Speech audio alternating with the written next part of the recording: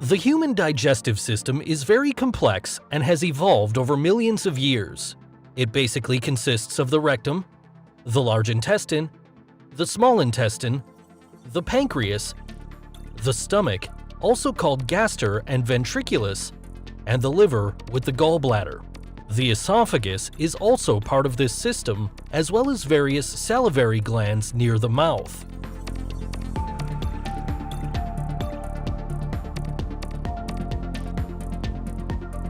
First, the food is broken up in the mouth by the teeth and then mixed with saliva with the help of the salivary glands. Saliva contains a digestive enzyme called amylase that already begins to digest carbohydrates in the mouth. It splits carbohydrates into smaller units.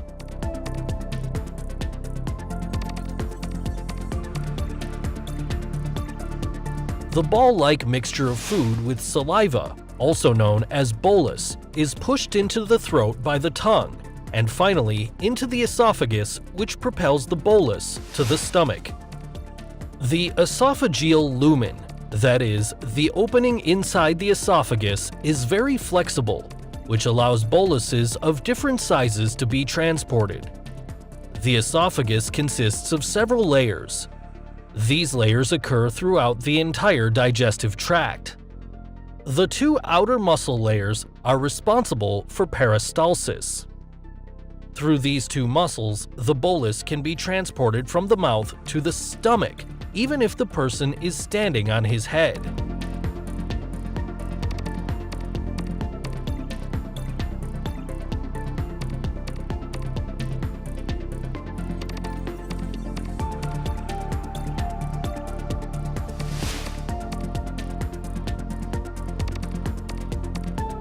The stomach is often divided into 6 areas.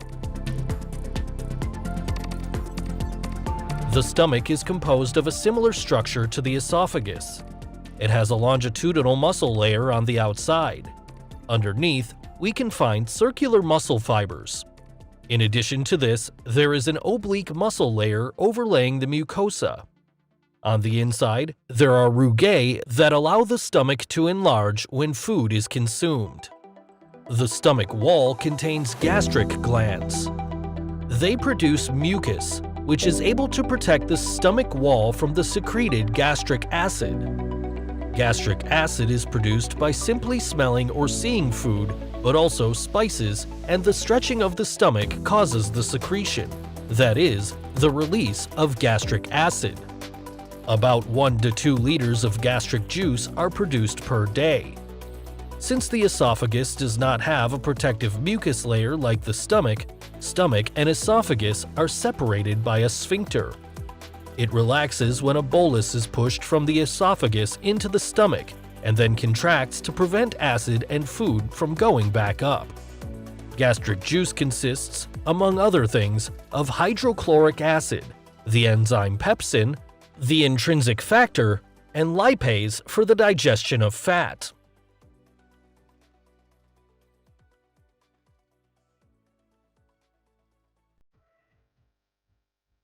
In addition to nutrients, food also contains bacteria that can damage the body. The components of hydrochloric acid are able to destroy harmful bacteria.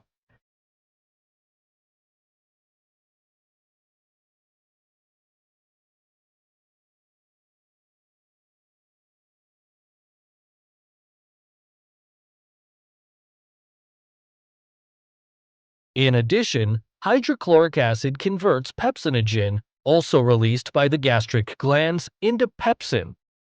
Pepsin is able to break down proteins in the stomach.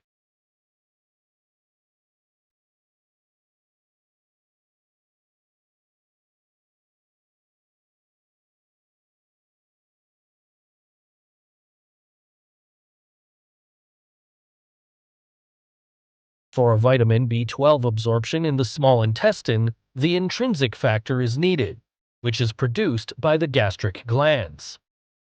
The vitamin must combine with intrinsic factor, then it can be absorbed later by the small intestine. Vitamin B12 helps keep the body's nerve and blood cells healthy and helps make DNA. It also contains gastric lipase, an acid-resistant enzyme for fat digestion. In the stomach, gastric lipase splits a triglyceride into a free fatty acid and a diglyceride, whereby only the free fatty acid can be absorbed by the body. More effective fat digestion takes place in the small intestine.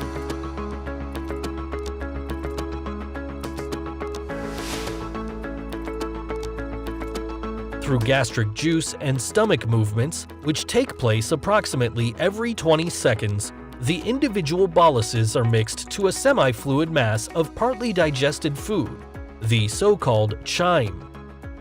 The chyme cannot enter the duodenum at first because there is a sphincter at the stomach exit.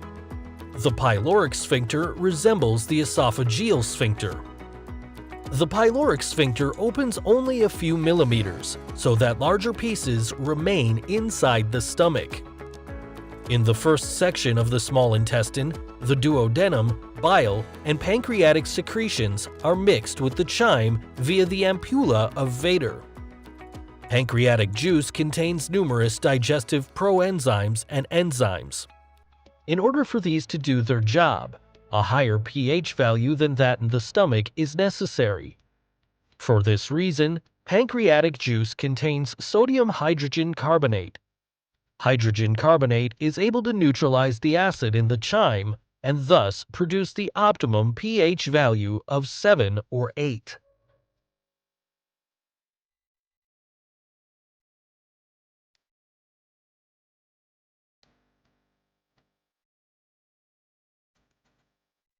Pancreatic juice also contains proenzymes.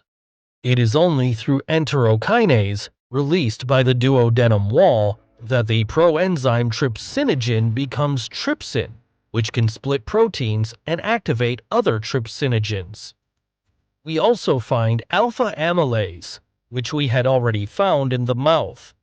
It now does the rest regarding the splitting of carbohydrates, which it converts into maltose and isomaltose.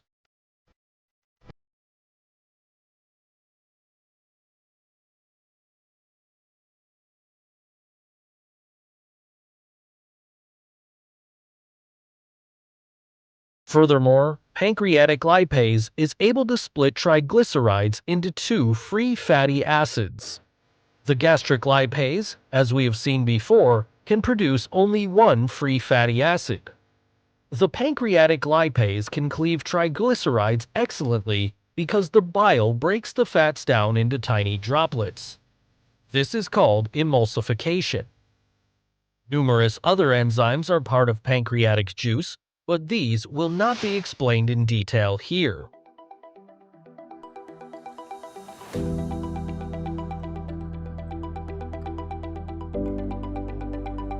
Bile is produced by the liver cells and transported to the gallbladder. The bile is stored in the gallbladder and finally added to the food in the duodenum via the ampulla of Vater. The pancreas also releases juice via the ampulla of Vater. The small intestine consists of three sections: duodenum, jejunum, and ileum. The ileum continues into the large intestine in the right lower abdomen. The duodenum and the jejunum have circular folds to increase the contact surface with the food. These circular folds extend about 1 centimeter into the lumen of the small intestine. These folds are covered with small finger-like projections called villi. Villi increase the surface considerably. Villi are about 1 millimeter long.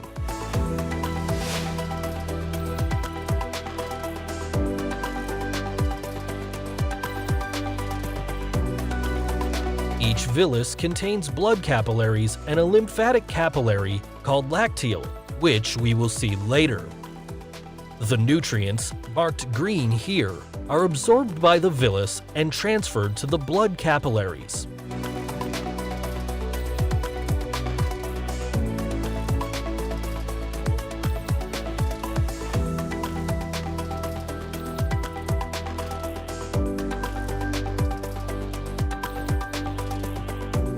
Some nutrients, such as glucose, do not require a carrier.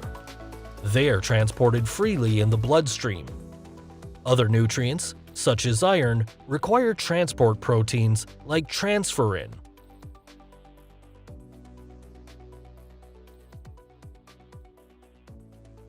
Fats are transported by chylomicrons, which are lipoproteins. The triglycerides to be transported are virtually enclosed in the lipoprotein.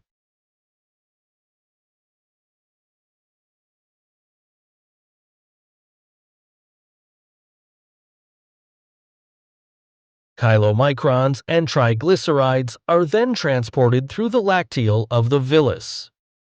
Each villus is covered by even smaller microvilli. They multiply the intestinal surface considerably. The microvilli absorb nutrients and transport them to the inside.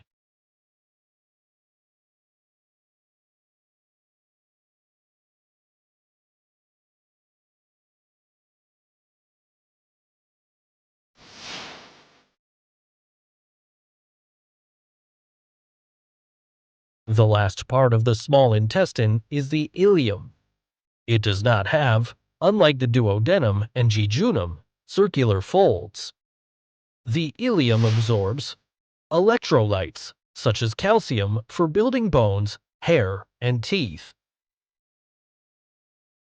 Trace elements, such as zinc for sperm production and the immune system. Vitamins, such as B12, for the formation and maturation of red blood cells. And remaining bile acid, which is transported back to the liver via the bloodstream.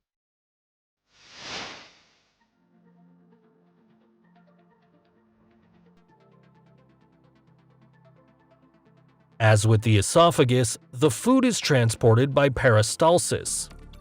In contrast, segmentation contractions serve to mix the chyme, which is shown here in yellow and red, to make it easier to see the mixing process.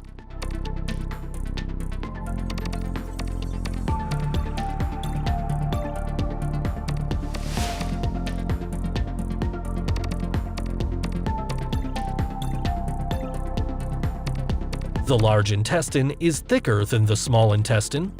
It is about 1 meter long and surrounds the small intestine. The small intestine is connected to the large intestine via the Bowheen's valve. It opens when chyme is to pass from the small intestine to the large intestine. The large intestine does not have any villi like the small intestine because most digestible substances have already been absorbed in the small intestine. However, the large intestine has an estimated 100 billion bacteria inside. They are important for many other tasks, such as the production of vitamins and the decomposition of fiber for the body's energy production. Many of these bacteria are an important part of the immune system by killing harmful germs. Through peristalsis, the chyme is transported from the ascending colon to the transverse colon to the descending colon. On its way through the large intestine, water is removed from the chyme. Furthermore, mucus is added for proper excretion of waste. Substances that cannot be absorbed through the small intestine or the large intestine remain in the rectum and are finally excreted through the anus.